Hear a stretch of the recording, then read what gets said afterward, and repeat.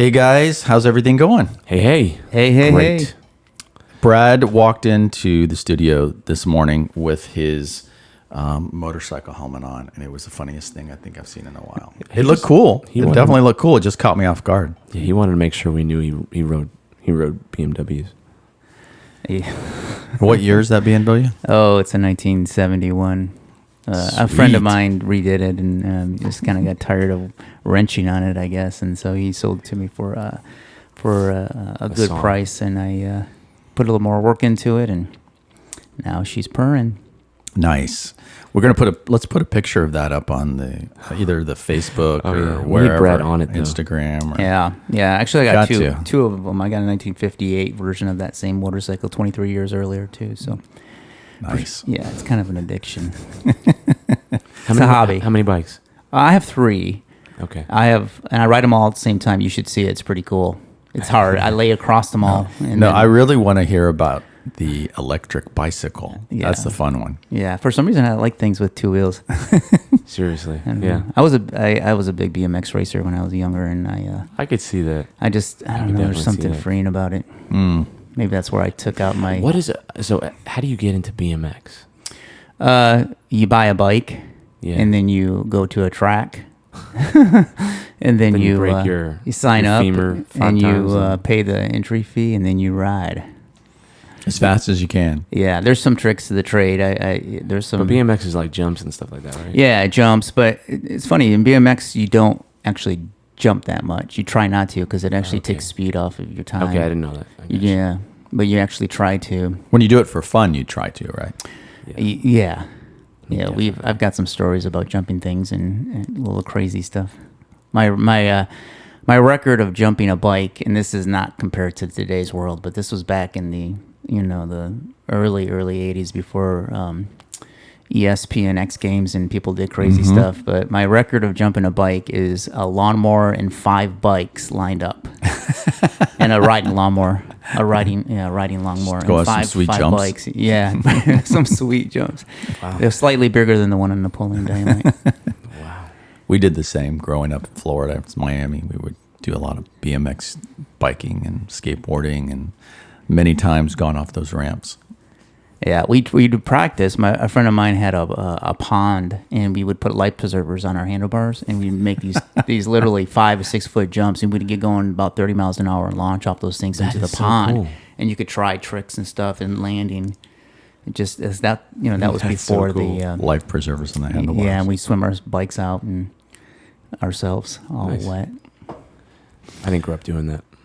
Yeah. Well, you couldn't, could you? Well, we had a lot of cement. Now no I'm bikes. Yeah. Now I'm trying to get my kids off the computer. That's all they want to do is play video games, especially in Corona. That's a good segue. Yeah. Before we hit record this morning, we were all lamenting the joys and the pains of parenthood. We all have children, and I think it's a good time to maybe just spend this episode talking about, like, what does that even look like in the context of running your own business, working for an agency, making time for family, for parenting, for kids, for marriage, for all that good stuff, and Yeah. just maybe unpack that a little bit today. Yeah, running a business balance. the balance is so difficult with anybody that works outside the house, but especially running your own business. I think it's even ratcheted up a bit, and It's hard to separate it, I yeah, feel like. yeah, it's hard for balance, but I think it's super important. I know we'll talk about it a little bit, unpacking it, but I think we all feel that when we're off balance, it's just life becomes a little more challenging. Yeah. So I know. Do you guys find that challenging? Yeah. I mean, so I don't know much of anything else. I've always kind of either had my own business or done something sort of independent. And I would say that I sometimes envy. I wouldn't trade that necessarily, but I definitely envy the ability to shut off. And I think when you have a family, like, so I had a business before, I had a family, and then I got married, and then we have kids now, and the level like increases. That the pressure definitely increases, and so it's like the perfect storm because you're getting pulled away, like you have less time to spend in the business, which is fine. Even now, like in coronavirus times, we work from home a lot more, and my kids kind of think it's like Saturday every day. And what that means is sometimes they'll make me, not intentionally, but like feel like I'm working on a Saturday, like I'm neglecting them, but it's like, Right. Wednesday at 11 a.m. Daddy, So you you're get home. pulled. Play with me. Yeah, no, you get pulled, and then at the same time, there's this intensity, which comes with providing and making sure that things are stable, and so that is the opposite feel, right? So you have less time to contribute to the thing, Yeah. and the pressure's higher, and that separation can be challenging. Do you ever feel guilty of being in the same house with your kids and working at the same time, like you're ignoring them, even though it's a Wednesday at 11 o'clock or something? I mean, does that sit feeling in? comes up. 'Cause I Absolutely. get that feeling Yeah. from time to time, and it's like, or I get this feeling of I want to engage my family, and it's almost drawing me more than my work, Right. and it's like that internal battle of like, man, I'm here especially during the Corona lockdown, it was just like, man, I wish I could participate with my family. It sounds like they're having fun. I have a daughter who's, just graduated from high school, and my son's just started ninth grade. So they're in that stage now where they like to do stuff and hang out and in a different way than when they were younger. And it's really difficult. And, as a business owner, I think that there's a struggle of not turning off. I know that the last few years, I've done a pretty good job of it. I do know that like my employees will ping me on Slack at 9 o'clock asking me a question, and I just unfortunately have to ignore it. Otherwise I could just get wrapped into another thing. And I'm a very heady person, meaning when I get into something, I get into it. Otherwise, like don't ask me a question unless you really want to get into it a little bit, because if it's a challenging question, and so if it does, then I'm in it, and then I can't not focus on it. So Yeah, I think that probably for anyone, but it's exaggerated. Excuse me. It's exaggerated when you lead a business. But I think for anyone, you have to have like really clear boundaries and rules for how you live your life to have a balanced life, especially when you have a family. Yeah. And I think that's a struggle, but it's a good one. I don't think it's bad to work. I don't think it's that feel of like, I want to be with my family, but I have to go plow the field. Like that is, I think, a good thing. I think that is not wrong. I think it's But also a obviously good it thing can go for your too far. kids to see too. I mean, I Absolutely. think there's always an internal struggle of I'm in front of the computer or on the phone, and my kid's there wants my time. I think that's natural to want to give that to the person you love, even if it's a significant other. But I think also specifically for kids when they're young, to see their parents committed to working hard on something during a very specific time period of the day sets a real precedence for them to say, well, this is a noble thing. This is what you do, and this is a good thing. And so I try to remind myself that. 100%. Bob, you had an agency when your kids were younger. Your kids now, two of them are pretty much Grown they're out of the grown house, up and yeah. out of the house, and you have one still at home.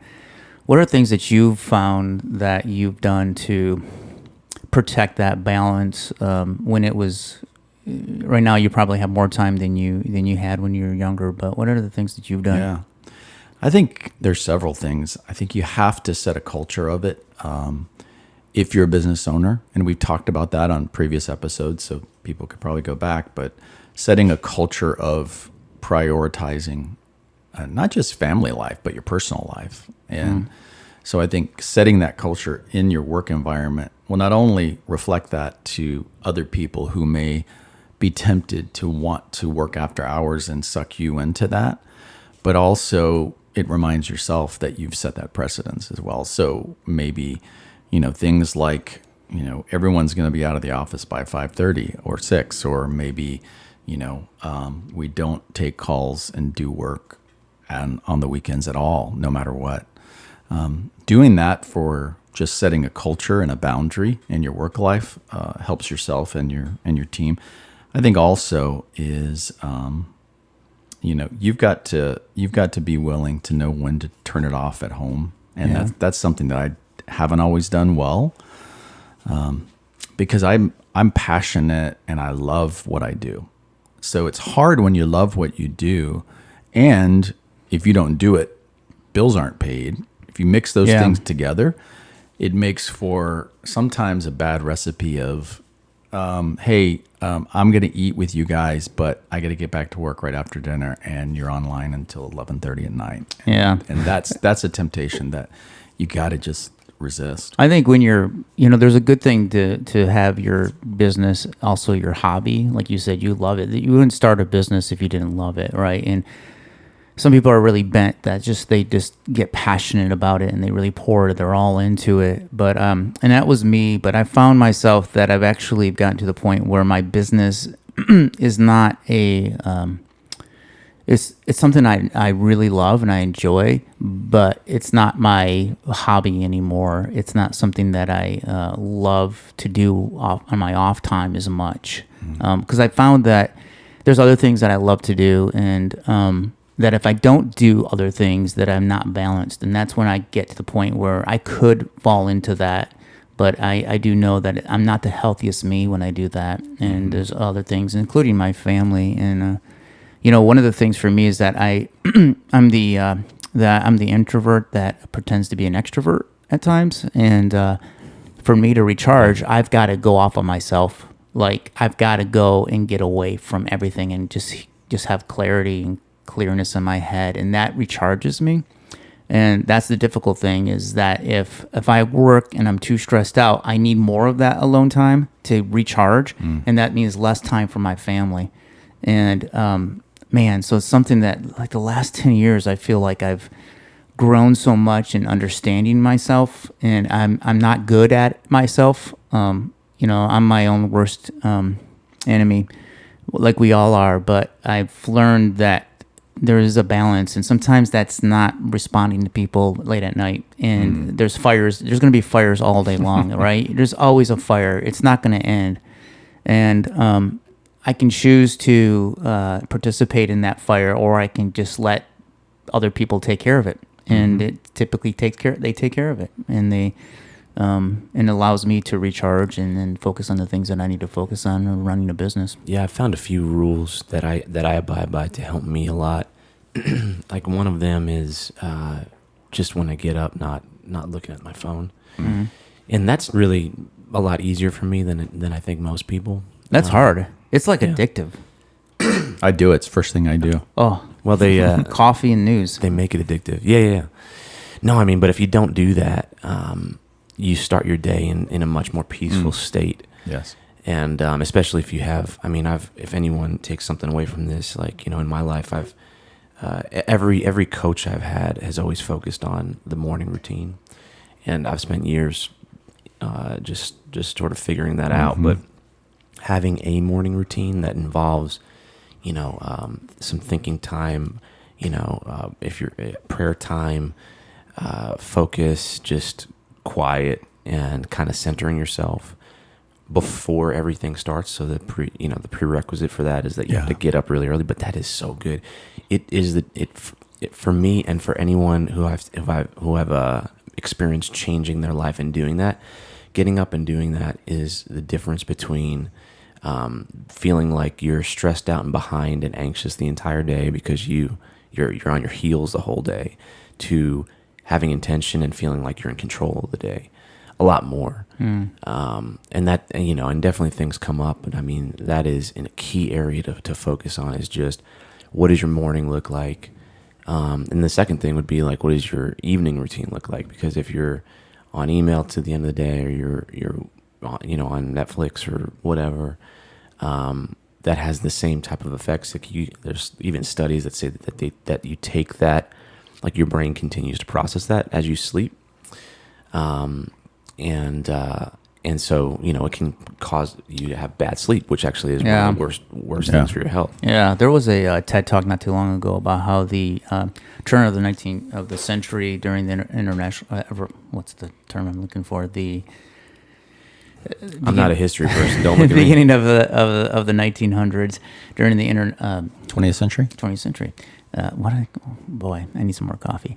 Anyways, how we started using lights, right? And we started even in manufacturing, and then started going to second and third, and people working throughout the night with these fake lights, and how that just completely ruined our circadian rhythm of our own body rhythm to go to sleep, and to get good sleep. We would go to sleep when the sun went down, and I mean, we might stay up a little bit and do something to the family, but typically we're probably going to bed a lot earlier 100 years ago than we are today. And how sleep is so important to your day. So it's not just what you're doing in the morning, like you said. I think it's also what you do at night. And I'm guilty of this. I don't want to consume news at night, and I want to get my brain going. It's like the only time, where it's like, okay, now I want to unwind. I call it unwinding. But really what I'm doing is I'm winding back up again. I probably don't even realize it. And when I go to sleep, my mind's working on that content and what I digested. And I think it's also important to like Ken said, is create a routine if you can. Even if it's as simple as, this is what I'm going to try to do. At least you start with 3 days a week. I'm going to try to get up and walk around the block, work out, meditate, pray, like you said, whatever it is that works for you.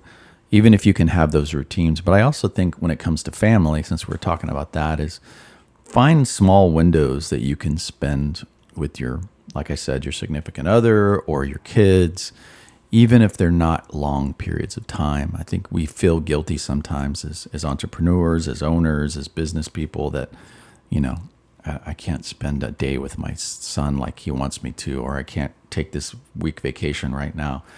But I know for me, it's like, find creative ways to find windows to make to make those memorable moments. So it might just be saying, like this morning, I said, "Hey, I'll cancel something and I'll take him to school." You canceled the podcast, by the way. Hey, but look, it all worked out. We're still doing it. I did. Yeah, my bad. Yeah. So You're right. be like, "Hey, let's just spur of the moment, take off early on a Friday afternoon and take your daughter to the movies," or surprise your wife during lunch and say, "Hey, let's go.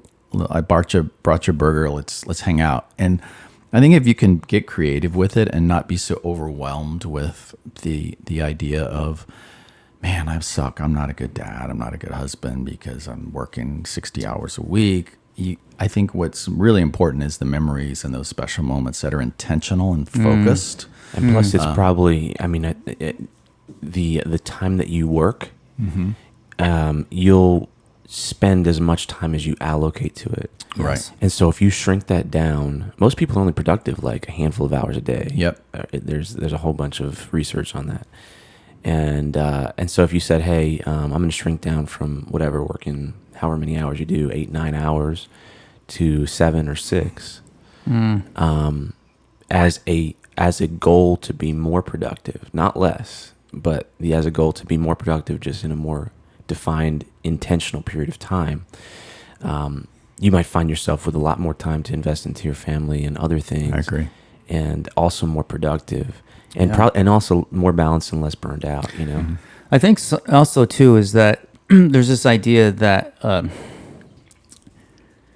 when you're working hard for your family, you have to be kind of a martyr. And I think that's part of what I feel sometimes, like this is my responsibility and therefore I'm going to just own it. And sometimes I've done it to the point where I've neglected my own self and just having time to be the best me. And so I've become not the best me because I've overworked, stressed out, all that stuff. I think it's Journey who wrote a song. Maybe it's not the name of the song, but Don't Stop Believing. No, it'd be good. It's called "Be Good to Yourself." Have you heard that song? Yeah. Anyways, when I listen to that song, I'm like, it just kind of reminds me, like, it's okay to do something for yourself. It's okay to recharge, especially if it makes you a better you. Then you're better for your family. You're better for your job, and whatever that is. If it's a hobby or if it's just something that you do that can recharge you and refocus, I think that's okay. I think, again, you have to put on your own oxygen mask before you put it on the rest of your family and stuff. Absolutely. So, yeah, I mean, if you're burnt out, you're overworked, especially in the agency world. I mean, that's so easy to happen because you're trying to serve people that you can't make happy. The control of their happiness is not in your control, truthfully, like it's not in your hands, but you feel like it has to be. And that's literally an impossible task, right? And so you can be completely stressed out and overworked trying to literally do something that is not possible to be done. So you can easily get burnt out. You need to have the ability to, I would say it's one of the hardest areas that I've ever found to have personal discipline around controlling your mind, like literally shutting that thing off, like that thing that whether or not it's stressful, that thing that's taking up your mental energy, like you have to be able to shut it off at some point, right? And then come back to it. And literally the mental strength that it takes to do that is something you have to exercise up to, because it's very difficult. Absolutely, man. Yeah. Yeah. What do you guys do you use any specific tools or apps or time management, anything like that to kind of help with what we're talking about? Yeah. I use my calendar. I know that sounds so weird. Everyone uses their calendar, but I literally live and breathe in my calendar, and I put all my free time in there. Like I block out time for the things that I know that I need to decompress. If I got a heavy meeting, I'll block out the next half hour to hour to go so that I don't have another back-to-back. And I'll block it out a week, 2 weeks ahead of time just to protect that last little bit of energy. And I know we haven't talked about this, but we've all done the Enneagram personality test. And with me, I'm a 5. And what happens to me is that all of my energy is used up between 9 a.m. and noon. And after that, my brain is kind of jello because I've overthought everything, and it's like a muscle that's overused, and I've stretched it too far. So I can do things, but it's harder for me to do the more intense things in the afternoon. So you know that about yourself. I know that about myself, and I plan out. morning. I try to plan my day and try to plan a little time that I can be a little more flexible in the afternoon, and also just stuff that comes up and that you have to do. And so it allows me extra time to do the things that weren't planned for my day. And it helps my stress levels for sure. So I'm just very proactive, like literally weeks before on my calendar to block off time that is scheduled for what ifs. That's good. There's some really good tools and pieces of information. If you don't have a coach, like a business coach, I think that's something that is worth exploring, because I think those, it's one of the best ways to kind of be kept intentional about this stuff. But some of the things that I've used in the past and use now there's something called the 5-minute journal, and it's basically it's a morning and evening journaling routine, and it's focused on certain things like gratitude and finding the good in the day versus the negative in the day, which you've talked about, Bob. Like you can have 100 good things and one negative thing, and that's the thing you focus on. And so it's reorienting yourself on that. It's so simple, but it's so transformative. It really is, especially if you've never practiced that before. Is it a physical journal? It's a physical book. You can find it. We can put a link to it on Amazon or something like that. There's also, by the same company, a planner called the Productivity Planner. And again, it's like what you're saying, Brad. It's just taking the time to think through, like, what is it, the thing that I want to happen this year, this month, this week, this day, and then being intentional about planning that out. Yeah. And ultimately, I think, there's been a bunch of studies, but anyway, somewhere around 3 major tasks a day is something reasonable to try and accomplish for most people. And so it's centered around primarily doing 3 major things that go towards your goal. And so, like, again, whether you use that or not, I think some of the routines that I use is trying to orient myself around, okay, what is the purpose for this day, and reminding myself what are the goals for the longer term, and then planning the day around that, and actually trying to pick things that are going to directly contribute to that goal, so that you're not just doing busy work. Yeah, which can be a real challenge, especially in agency, like, because let's just be honest. There's more work than anyone even with one single client you could fill up. That's not paying very much. You could easily fill up, 2 jobs full of work, right? There's just so much to do if you want to. So you kind of have to be intentional about that. Those things have helped me. Yeah, and I think too, you touch on a good point, which is, and we could have a whole podcast on this subject, but delegating, just learning how to delegate and be intentional and just be like, if you want to make time, you've got to block it off. You've got to prioritize, but you got to delegate. Yeah. Otherwise, as your business grows, that just means more time's going to be sucked up if you don't know how to delegate. An incredible resource I wanted to share with you guys. I don't think any of you, I don't know if you guys know about this resource, but it's not an app and it's not a book, but it's called The Word No.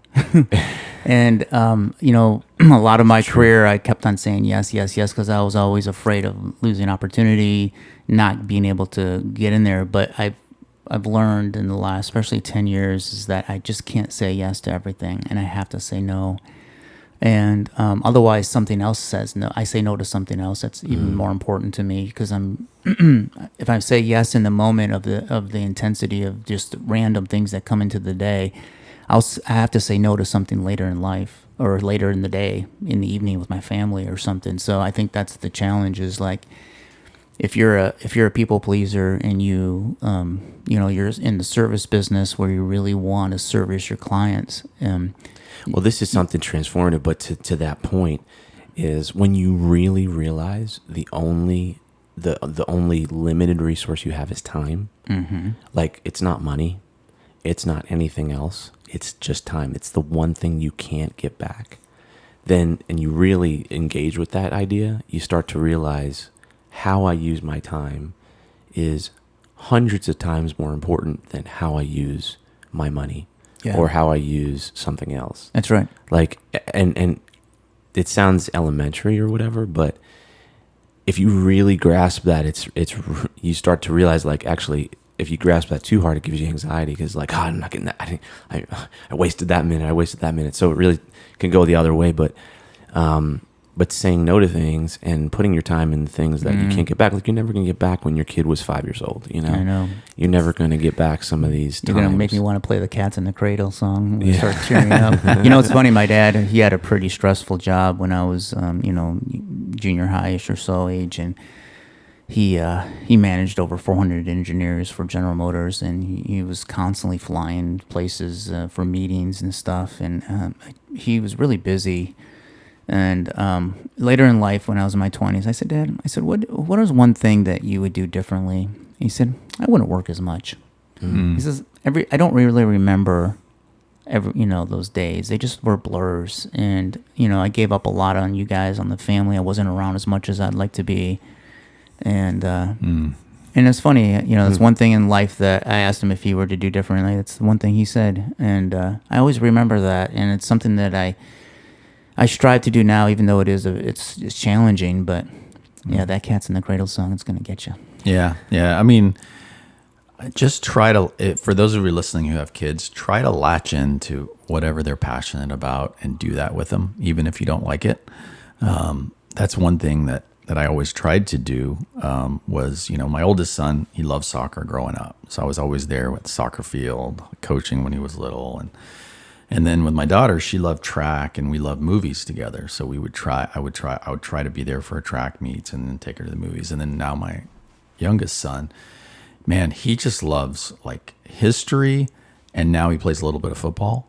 So all of them are so different. But if you can just try to like dial into like, what are you passionate about? Let me support that. Let's do that together versus, hey, let's just all sit down and play games together, which they may love to do. Just try to latch into, what their passion is and what they love, and figure out ways to do that with them. Because I think as I look back on my own life, you talk about your dad, Brad, what the moments that I remember with my dad, the most that I have fond memories on was when he was doing something with me that I enjoyed the most. Yeah. Like, he took the time to do that. And I think it's just a simple little thing, and we all know that, but like, schedule it, prioritize it, put it in your journal. If you don't, I had maybe one of my high school coaches was like, if you don't schedule it, that's not going to happen. Mm-hmm. You can, and we could take that. I take that really hard into life. But most people that say, "Oh man, I really want to lose 10 pounds," and don't, it's because they didn't schedule it. All right. Like, and I mean, at the end of the day, right? It's Gotta like schedule that 10 pounds off. it's like, Just hey, good intentions. Hey, Yep, actually, it's absolutely. really simple. Like, there's just a formula to it. It's like, you eat less and you exercise more. Yeah. And so you can schedule to eat less meals and you can schedule to exercise more. Mm-hmm. And so the formula is actually really simple. It's the doing it. It's first thinking through it and being intentional about, okay, just sitting down for 1 second and just thinking, how is it, like, what will it take for me to do this? Putting it on a calendar. And then it's the discipline of doing it. And in the moments where, you're feeling like, where the battle happens in your mind, oh, I really want this thing, but I'm not supposed to eat it. But ultimately, it's that. And I'll just say this, like, something that has helped our entire team. I like you, Brad. I don't know if you do this, but I kind of like schedule out a week. Like, so thinking through, okay, what's the goal that I'm trying to accomplish? Okay, what are the blocks of time I need to spend towards that? Like, I don't actually think of tasks, but like, what are, I need to spend my time pushing this initiative forward, or this, maybe it's marketing, or maybe it's something else. And I'll try and block out the week that way. And it's honestly very hard to stick to, but at least it creates some target that you're trying to go to. So I'll create like these, we call it like the perfect week. It's like ideally like your week would be like this, and you kind of like make sure you don't have things too close together. And I would say like you want to schedule less, not more, because you're probably not going to get things done. But just doing that, scheduling out your week, we actually had our entire team do that. So for their roles, like, what's your perfect week look like? And we worked with everybody together as a group, making sure that it wasn't too packed in, because if you're unrealistic, nothing gets done. Yeah. But that's a really good tool as well. It's just planning, but not even planning like week to week, but planning like what is your week routine. Yeah, look and like? I'd love to backtrack just a little bit to what Brad said earlier. We've talked about this before, but I think it's so important. As I sit here and listen to Ken, I'm realizing, again, we've talked about this before too, is we're all so different. Everybody's, wired different personalities. And, I would love to, and I was, to have that type A personality to say, I'm going to get up and schedule these things and I'm going to do them. And I don't have that drive. But what I do know is that when I do it, in order to follow through, I've got to go back to what Brad said earlier, is you've got to take care of yourself and put yourself first and put your oxygen mask on. And when I do that, then everything else starts to fall in place. But if I just go right to, all right, I'm going to schedule this out, I'm going to prioritize what I really feel like I need to do, or whatever is urgent at the moment. Yeah. And for me, that's my biggest weakness, is like I will get sidetracked on 50 things and my mind is going and I got a bunch of ideas and I might do 4 of them really good, but 10 of them really bad. But when I start with, all right, let's get up, let's be intentional, let's focus, let's meditate, let's be in the moment, let's turn off the technology and start the day with an intention of taking care of yourself, then being productive and doing the right things that are healthy, exercising, then all of a sudden those other things seem to fall into priority. But when you miss that piece, for me and my personality, I can't speak for everyone else, it's hard. I would say there's only a few people that I've met where they can do that really easily. Like even like my person is slightly different, but I definitely still don't like, anything that feels like I got homework in high school, and like I have to do this thing at this time where this consequence can happen. Just that alone, it's probably PTSD from homework in high school. That alone actually is counterproductive. It makes me not want to. So I kind of think you have to know what your end result needs to be, know what your personality is, and you have to really trick your mind to getting there. So like I try and make sure everything I do as much as possible, like as soon as it starts to feel like homework, I'm like, I gotta change this. I gotta change this. It's not gonna work. So you really have to trick your mind. I like gamifying stuff. There you go. Yeah. I like if it's a challenge, like or if you're it's a competitive game and that kind of thing. Man, I got to tell you, and this is not it's going to sound like a commercial for Apple, but when I got my Apple Watch and I got those circles and they kept telling me every day, like, okay, you're close to your standing goal, so get up and do this. And I saw that circle going around. It's like by the midday, Yeah. I'm like, I'm going to close that My- circle, my and I'm wife going to does get that 3 days in a row or every else. day. There you go. She's in the house like running back and forth. Yeah, me to too. The house and just to close that ring. That's 11 such a o'clock at genius night, you thing. see me running down back and forth and back Such of my a genius house. thing. That's brilliant. But it's been good for my health. Hey guys, talking about Apple, Mm-hmm. did you get Apple's splitting? I think I don't know Their the stock, date. right? Yeah. Stock dip. In the past, when they split, just so Brought you to you know, by that's a good thing. So Brad Air wink, Stocks. wink. I'm not trying to tell you to buy it, but wink, wink. Thanks for the tip. If you haven't, Yeah. When are they splitting? geez, I don't know the date. It's very, very soon. Within, I think, a week or so. So that one stock Oh, becomes two. early September.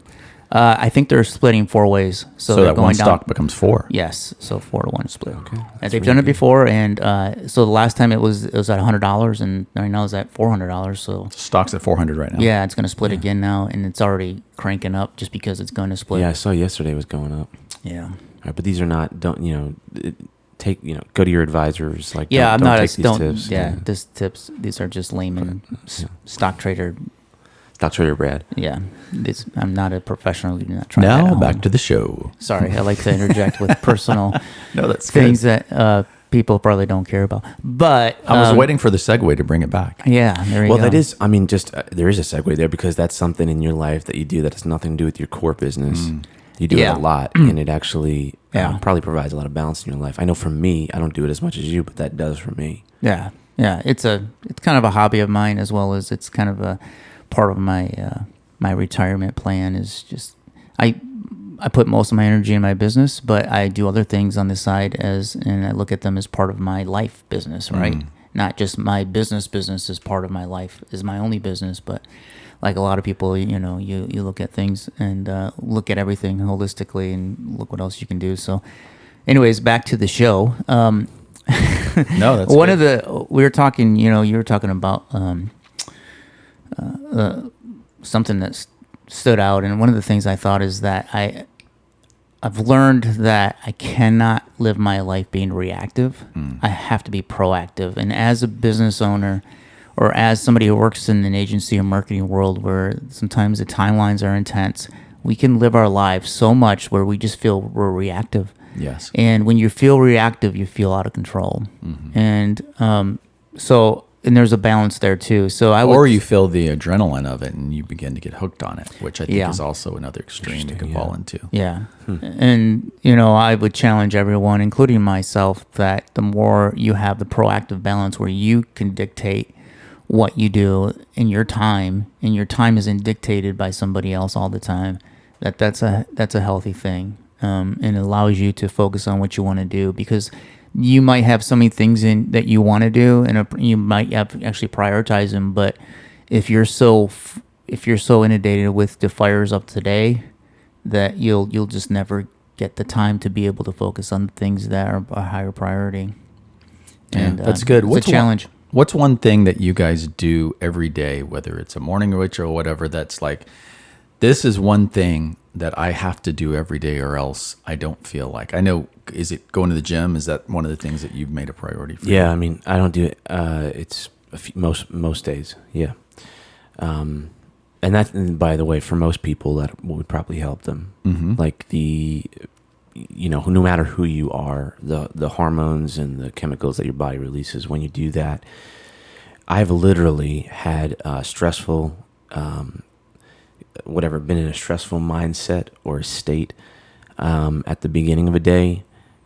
Gone to the gym around 12, and I'm like, afterwards, I'm like, that's not even a big deal. I mean, I feel like the complete opposite, and it's simply just working out and moving yourself. And I would say, if you're stressed out at work at all, I think one of the best ways to fix that is just by getting some regular exercise. I agree. There's always these stories about Steve Jobs, and one of the things Steve Jobs loved to do is when he had a discussion with somebody he wanted to go talk to somebody, he would actually say, just go for a walk. And he'd always go for a walk with people and talk through things. And I think not only maybe the exercise allowed his brain to kind of but I think there's also a bit of that it was just a stress reliever. Like that was one of the ways that he would just do that. And I know a lot of people that do that, where they work for a corporation and they're like, let's just go for a walk, and there's something to that a lot, where the exercise just does something to your mind, and even if it's a hard workout, or if it's just going for walks and talking through business stuff. Yeah, and there's so many studies that have,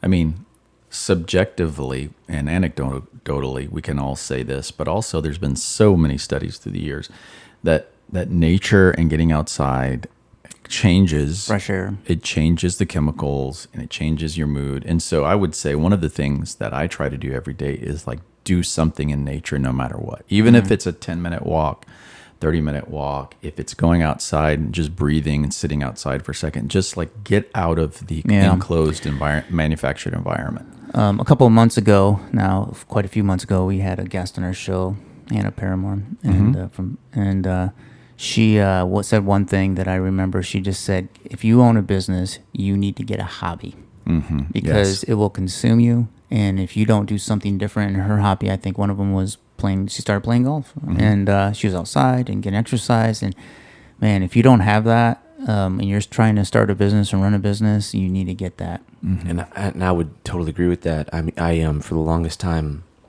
had no hobby, not because I was quote busy, but also because when you're a business owner, entrepreneur, like Bob, you tell me this, Brad, the same way. Like if you do something you love, aren't you thinking immediately the next question is like, how can I monetize this thing? Right. Like how can I make this a business? Yeah. That's how my mind works. And because I love business, and so it was really hard for me to have any hobby that wasn't somehow related to productivity and work and that kind of thing. And I'm still struggling with that, but one that I picked up recently was road biking. Not with the batteries, like the pedals, and and you close your ring faster when you close your ring a lot faster. But it is expensive. It takes a lot of energy to get into. Like you have to. It's kind of like golf. It's kind of it's one of these elitist sports where like you feel like a complete idiot walking into the place. So you kind of have to learn about it, and that takes time, and all that kind of stuff. I think all that gives you another a healthy outlet to put your attention into. And we started this originally about family life and work and making sure your attention is appropriately balanced. And that's not that, but your kids and your family, as much as you might love them, because I love mine, they can't be your hobby either. Like that, because you need something that rests your subconscious and just allows you to recharge. And a lot of people go towards, and you got to avoid it being things that numb you. So a lot of people go towards things that are bad for them, like, right? So that can be something as bad as like drugs and other addictive things, but it can also be whatever, like clubbing and doing those kind of things, or in Broadway honky tonking all night long. But you caught me. Those are not necessarily, those are distractions, but they're not healthy ones, right? So you want to try and figure out what are like the healthy hobbies. It might be a sport. It might be taking up a new skill. It might be something, but that just is disassociated with your business. And for the longest time, I felt guilty about doing that, because I'm like, oh, this is time that I could be spending, doing something productive and helping my family or helping my business and my partners and like the people that work for me. But at the end of the day, and I don't know why it took me so long to realize this, but in a lot of ways, the healthier my relationship with my family as a whole and my business, the better it'll do. Like, so the healthier my relationship with my business, being a little bit more detached, being a little less reliant on it, being a little less consumed by it, will allow me to make better decisions and actually be a better help to it. Yes. And that's something that took so long for me to realize, because it's counterintuitive, but if you can find healthy ways to pull back without like leaving people in the lurch, like that's most likely a good balance. Now, I wouldn't go to the extent of the 4-hour work week, because I everyone who I've met that does that is a complete jack. I stopped myself. Jackass. But And now I'm not saying that everyone is. I'm sure that We're there's a lot definitely not of going to get them to sponsor this. Or you podcast have now. no family responsibilities or anything like that. It's like, it's good if you're single and you don't have you live on a boat and look. just If you, need enough if you do the money 4-hour to- work week, yeah. you can email me, and I'm sure you're great, and we can talk, because it's only the people I've but the people I've met that do it have been challenges to work with, and I think that when you try and cram everything into just 4 hours and then delegate everything and be really messy, I think it ends up hurting you and a lot of people. But that's just my opinion. I'd like to just say one thing about this whole idea of time. I think time management, like, you made that statement of there's only, you can never get time back. And that is such an important thing to remember, especially when you spend time with people you love and prioritizing them.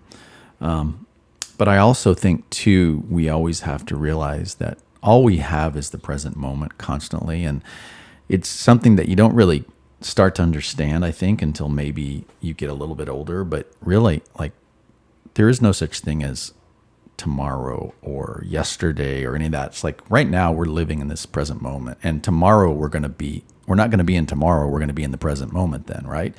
So the attempt of us to try to live and overthink those things, like you said, is when you're doing something that's good for you, that's healthy, whatever it may be, and then be overwhelmed with, I should be doing this, or I've got this to do tomorrow, or I really screwed that up yesterday.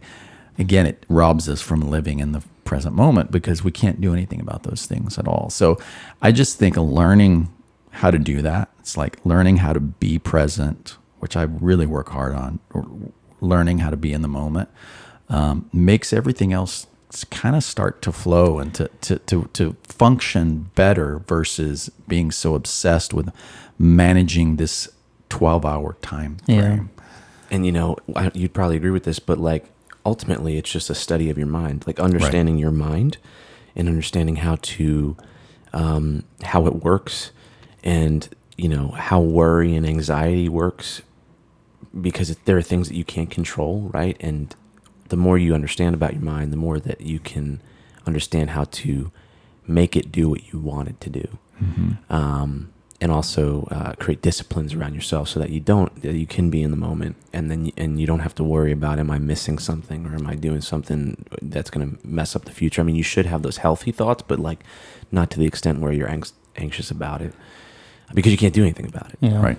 But it does start with the mind. Man, we worry about so much we just have no control of. I think of my business sometimes as a house of cards, and I have no idea why. It's not a house of cards. It's not. It's super stable. But for some reason, I feel sometimes this anxiety like it's a house of cards. And right if I this don't- moment right now, it's very stable, right? Yeah. And so that's all you can do is be in the moment right now. Yeah, but my head always starts to go to, maybe there is a house of cards, and I got to get in there and fix a little thing, or make sure that I hold up that end, because if I leave and I'm not available to somebody, something's going to crash, and that's not the truth. And sometimes we tell ourselves these lies that are we own, and I think that's the biggest struggle is really trying to understand things. And I think some of the things that help me, what you mentioned, is this idea of gratefulness and writing things down like that. Being grateful helps you to relieve the anxiety of the things you can't control, because you can look back at your life and say, you know what, I'm a believer, and I believe that God had set my path, and I really feel that, like, wow, I've been protected and have complete provision my whole life. Why would I not have it tomorrow?